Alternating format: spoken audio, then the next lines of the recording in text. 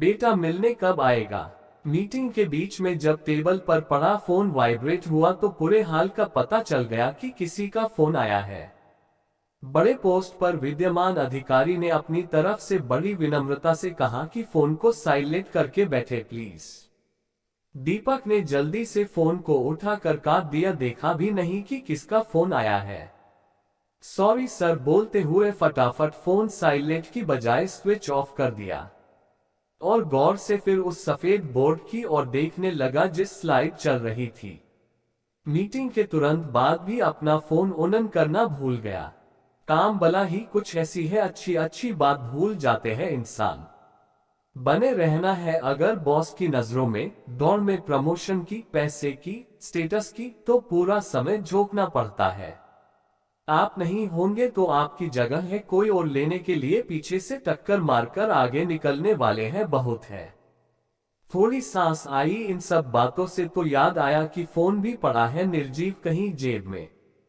तुरंत ही निकाला और उसका बटन दबाकर फिर उसे अपने संसार में प्रवेश दिया। कुछ सोचता समझता इसके पहले ही बीवी का फोन आ गया। कहाँ हो आप? फोन भी ऑफ है, मांझी का फोन आया था। इतना कहते हैं दीपक समझ गया कि मीटिंग में बजने वाला वाइब्रेटर मांझी का ही होगा। थोड़ा छल्ला कर बोला, अरे हाँ पता है, वो आने का ही बोल रही होगी। करता हूं मैं उनसे बात फ्री होकर। फ्री होना उसके लिए ऑफिस में तो मुमकिन नहीं था, वो भी माँ से बात करने के लिए। माँ से तो शाम को भी बात कर सकते हैं, अभी करना क्या जरूरी है। ऑफिस का टाइम खत्म हुआ लेकिन दीपक का अभी भी चल रहा है।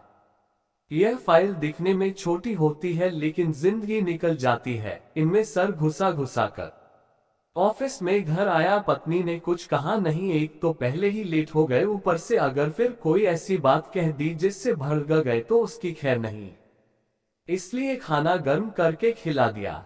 रात सोते समय दीपक ही अचानक बोला, अरे तुमने याद नहीं दिलाया, माँ को फोन करना था।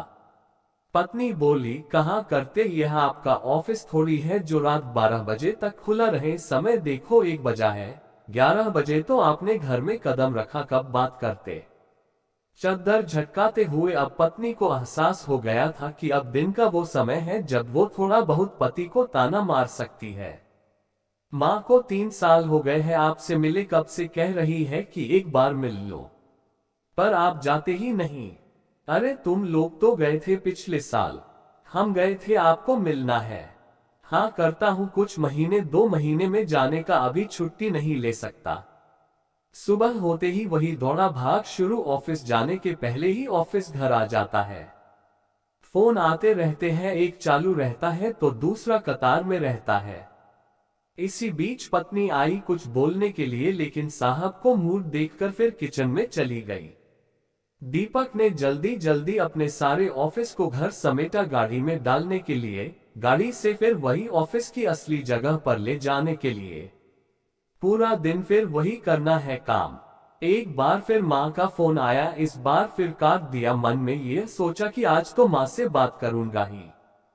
थोड़ा सा माँ पर प्यार भी आया, सोचा कि अब फोन आया तो जरूर उठा लूंगा, लेकिन फिर बजा नहीं। मन किया कि करे बात, लेकिन फिर दूसरा मन आ गया कहने की, करेंगे ऑफिस के बाद। फिर वही बात हुई, काम में उलझ कर फिर से एक बार वो भूल गया माँ से बात करना।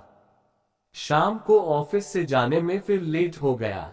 घर गया तब दीपक को पत्नी को देखकर याद आया कि आज उसने भी फोन नहीं किया। पहले तो कुछ नहीं बोला लेकिन खाना खाते वक्त सोचा कि पूछ लेता हूँ।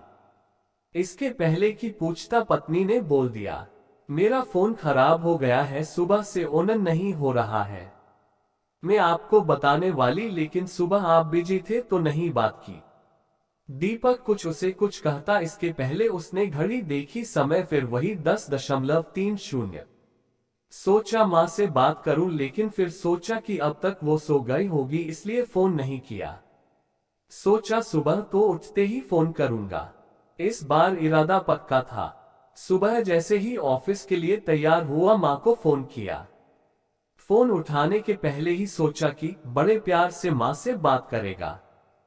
छुट्टी की प्लानिंग करने लगा। मन ही मन उसे लग रहा था कि माँ उसे बहुत याद कर रही है। माँ ने फोन नहीं उठाया। ऑफिस में निकलने के पहले उसने पत्नी को कहा कि सुनो, तैयार रहना, आज छुट्टी लेकर आऊंगा शाम को माँ से मिलने चलने।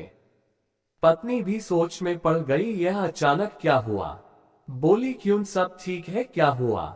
बोला, नहीं, बस कब से बुला रही है, अब मुझे भी लग रहा है माँ से मिलाऊं। ऑफिस में जाते ही माँ का फोन आया। इस बार उसने फोन काटा नहीं। फोन उठाते ही ऑफिस से सीधा घर गया।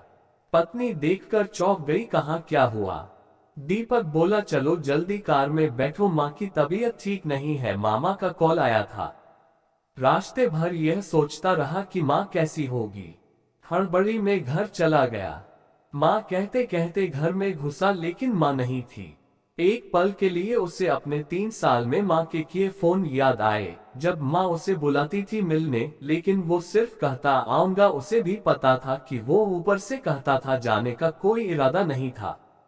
वो फोन भी याद आए जिनके आने पर वो भोरे चढ़ाकर उन्हें काट देता था।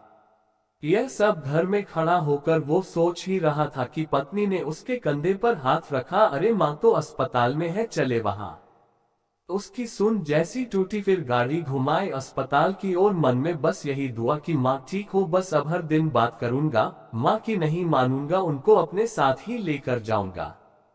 अस्पताल पहुंचा और जब मामा ने उससे देखकर मुस्कुराते हुए कहा कि अब ठीक है, चिंता की कोई बात नहीं, इतना सुनकर ही फिर उसकी पलकों से रुके बांध का टूटना हुआ। बच्चों की तरह रोया। माँ के कमरे में गया तो माँ ने कहा, अरे रोता क्यों है, अभी नहीं मरने वाली, ठीक हूँ, बेवजह तुमको परेशान किया, मैं यो भैया को कह रही थी कि मत बुलाओ, उससे काम होगा। हाथ पकड़े माँ का कहने लगा, माँ मैं अच्छा बेटा नहीं हूँ। नहीं, तू तो बहुत अच्छा है, तभी तो दौड़ा आया। मेरे भाग अच्छे हैं, इतनी फिक्र करते हो। उस पल दीपक को लगा कि वो माँ को फिर नहीं देख पाएगा। लगा कि यह बोझ लिए जीना पड़ेगा। माँ बुलाती रही, वो टालता रहा। समय रहते सीख जीना बहुत बुद्धिमानी का काम है। दीपक फिर ना माना, माँ को अपने साथ ठीक होने पर ले गया। काम को छोड़ नहीं सकते, लेकिन माँ को अपने साथ ले जाने के लिए तो मना सकते हैं।